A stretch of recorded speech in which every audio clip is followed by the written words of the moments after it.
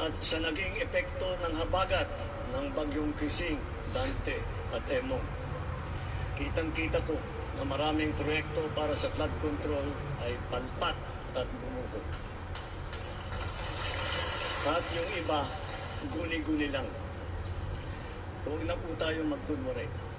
Alam naman ng buong madla na nagkakaraket sa mga proyekto.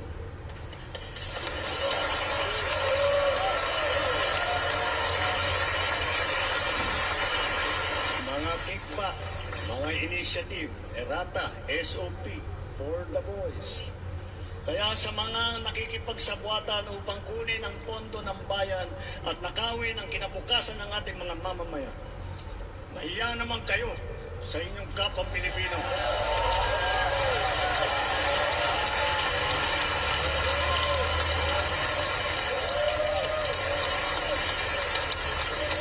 Mahiya naman kayo sa mga kabahayan nating naanod o nalubog sa mga pagbaha.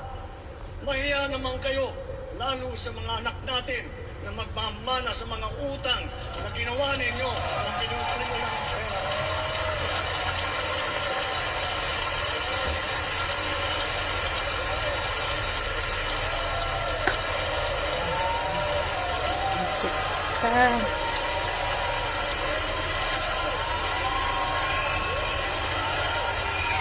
Si Kilay, oh.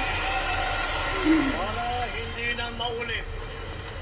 So that this will not happen again.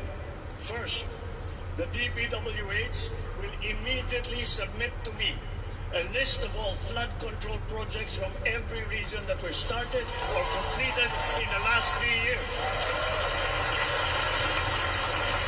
Second, the